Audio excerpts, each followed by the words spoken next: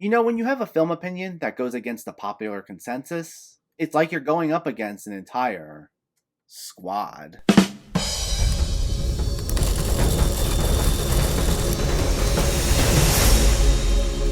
What's going on, everyone? Welcome back to my channel and the return of my DCEU review series. Leading up to the Suicide Squad, I'm covering all the DCEU films I have yet to review on my channel. For those who are newer here, I covered the first half of these films leading up to the Snyder Cut, and all we have left to discuss now are 2016 Suicide Squad, Aquaman, and Shazam. I'll leave a link to the playlist in the description for the movies I already discussed, but today, we're talking about Suicide Squad. So before we begin, let me know in the comments what your thoughts on Suicide Squad were, if you've seen it already, and make sure to hit that thumbs up button if you like these reviews, as it helps me out immensely by getting my channel out there. And if you're new here, I hope you consider hitting that subscribe button so you can stay up to date with more movie-related content on a near-daily basis. But let's not waste any more time, and let's talk about Suicide Squad. This focuses on a secret government agency that recruits some of the most dangerous incarcerated supervillains to form a defensive task force, and their first mission, to save the world from the apocalypse. This is written and directed by David Ayer, and it's the third film in the DCEU. Decision which, to this day, I still don't totally get, considering this never played a larger part in the overall DCEU picture, at least as of now.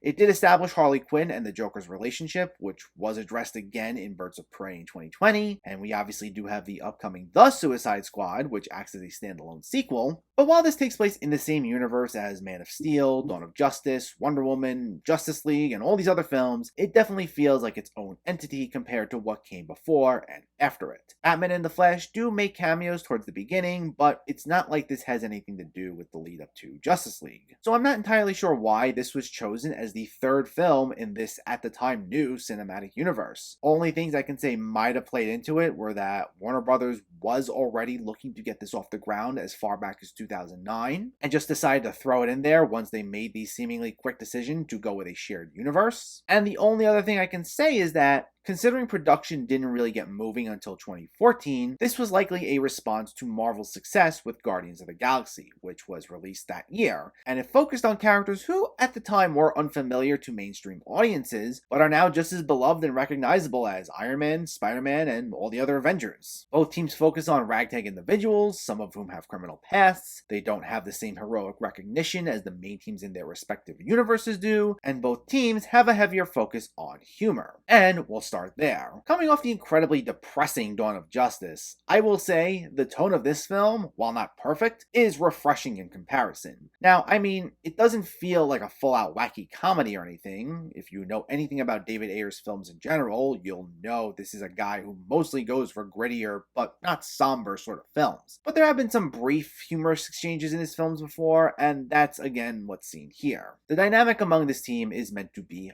fun, with each of them making little quips towards one another and their personalities clashing. The two biggest sources of humor are Harley Quinn, who's always been a character known for her dark sense of humor, and Deadshot, which I do think has something to do with the casting of Will Smith. Because even though he's playing a hitman and he's on a team of people not meant to be heroes, and Deadshot is normally portrayed as a villain, Will Smith is one of those actors who's usually the really likable guy in a film. Even when he's playing someone rough around the edges, there's always some redeeming quality about him in there. And that's established early on here, as we see how he also values his relationship with his daughter, and that's considered his weak point to get him recruited. So he's meant to be someone who's not totally irredeemable, and because of that, when we see him make quips throughout this, it's easy to laugh a little at him. And I thought Smith himself was solid, even if it feels like he's doing his usual shtick. But I liked him, as I did Margot Robbie. Of all the casting choices in the DCEU as a whole, I think her as Harley Quinn was one of the most spot-on ones. She just relishes in the role. She's clearly having a blast,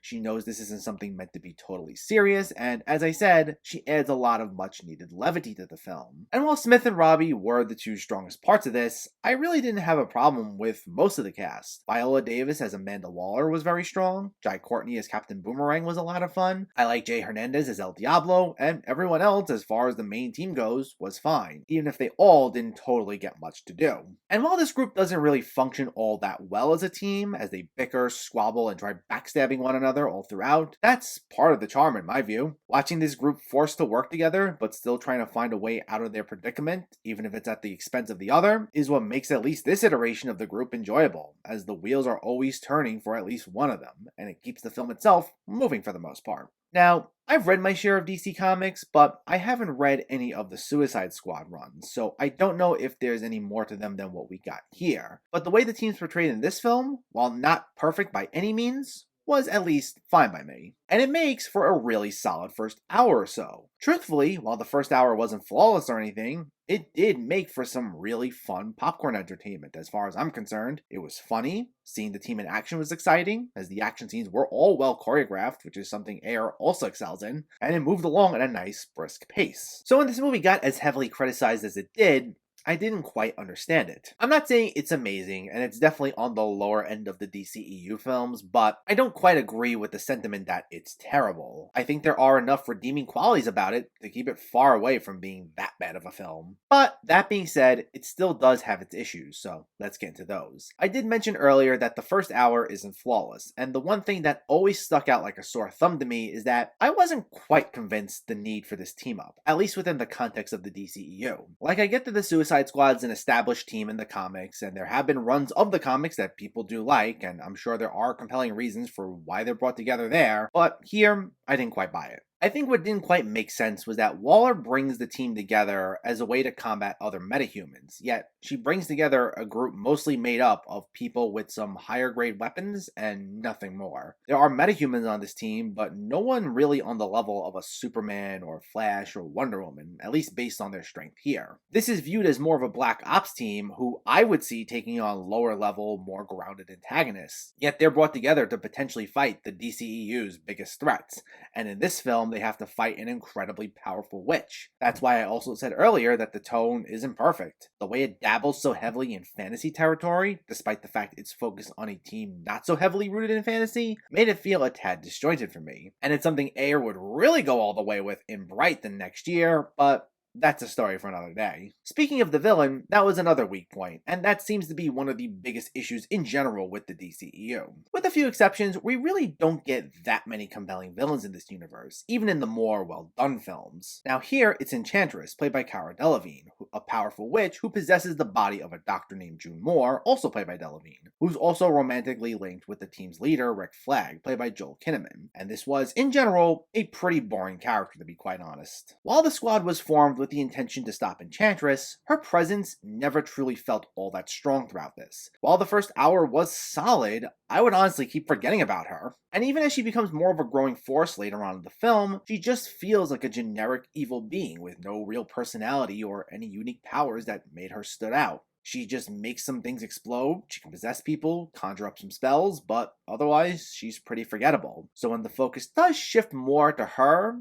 I didn't really care so much. And when we get to that second half of the film, in general, that's where I think this really lost its momentum. It doesn't become flat out awful or anything, like the cast all do a pretty commendable job of keeping everything afloat, but it does start to feel a little all over the place. As I said, the increased focus on its pretty generic villain was a big part of what causes that, plus it does take some of its emphasis away from the group dynamic, like some of the sharp exchanges they have in that first half aren't as prevalent in the latter half, so I found that to be disappointing. And I get with team-up films where you want to maybe hone in on some individual members more than the others so that you make them feel a little more compelling, and that way the audience has someone to really care for, but there's also a balance, and that's not what I saw here, as this moves away from the dynamics established early on. Not that the team splits apart or anything, but during these segments, it kind of devolves into a generic action thriller. What especially didn't help matters much either is the one major criticism that just about everyone had for this, whether they liked or disliked the film, and that's Jared Leto as the Joker.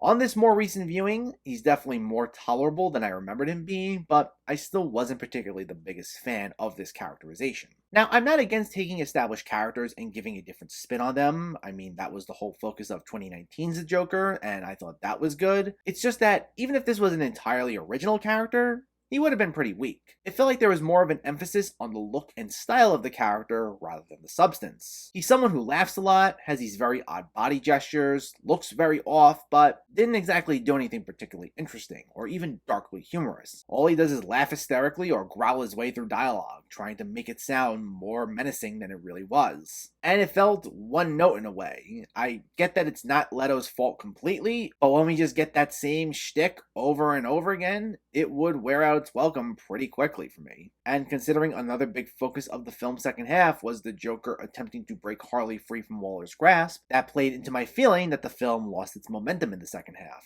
And I think too, what didn't help either was just that this is a subplot that it felt like we were just thrust into more than anything. We only get like a scene or two at the beginning, establishing the Joker and Quinn's romance. So there's only so much time for emotional investment, and then we're supposed to care when the focus suddenly shifts to what the characters are doing. Which again speaks to a larger issue that's present in the DCEU as a whole, and that's how it's quite clear there's no big picture sense in mind when making these films, especially in its early days. It's clear the name of the game from the get-go was catch up with Marvel. With films like this, Dawn of Justice, Justice League, it's obvious they're trying to cram in as many elements from the comics as humanly possible without the proper build-up that goes into setting up a cinematic universe. Like, we get introduced to one of the most notable DC villains of all time here, and because of how much is thrown at us, he feels just like any other villain. And while I don't mind this film as a whole, had this taken the proper steps to establishing its universe, it could have really elevated a lot of its weaker spots, like the Joker, and then it could have made this truly great. Now, I have heard, similar to the Justice League, there was actually a lot of studio interference with this film, and since that's been revealed, David Ayer has distanced himself from it a bit, even fairly recently speaking out against it due to the upcoming The Suicide Squad, and it has led to a release the Ayer cut movement, which fans are hoping will gain some momentum given that it worked for Justice League, but there seems to be more resistance to it from Warner Brothers this time around. And at this point, while I don't know if I want to keep revisiting these early days of the DCEU, as I'd like for them to just focus on creating a clear, consistent vision for their larger body of work moving forward, what I will say is, if there's a version of a film out there that would be more in line with a filmmaker's vision,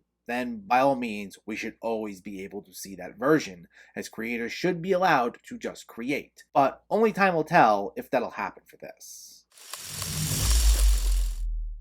Suicide Squad definitely isn't one of the DCEU's strongest entries, but I don't think it's anywhere near as bad as people say it is. It definitely has its issues between its weak villains, its muddled storytelling, and the fact that it fizzles out by the second half, but there are still some redeeming qualities to it. The first half is really strong. The action's fun, and the cast is great, and they are what keeps things afloat as the film gets weaker. So while this won't be a DCEU entry fans will immediately want to revisit anytime soon, I still think it's actually a decent watch. Suicide Squad gets a 6.5 out of 10.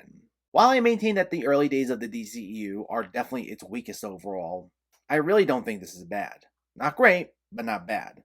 But stay tuned as we're jumping ahead, as I've already covered Wonder Woman and Justice League, and up next will be my review of Aquaman. But in the meantime, let me know, did you see Suicide Squad, or are you planning to see it, and what were your thoughts? Was this one of the worst DCEU films for you? Do you think it's not as bad as everyone says it is? Let me know in the comments below so we can discuss. Also, if you enjoyed this video, please like it and share it, and for more movie reviews and film discussion, please make sure to hit that subscribe button to stay updated. Thanks for watching everyone, and keep having fun with film.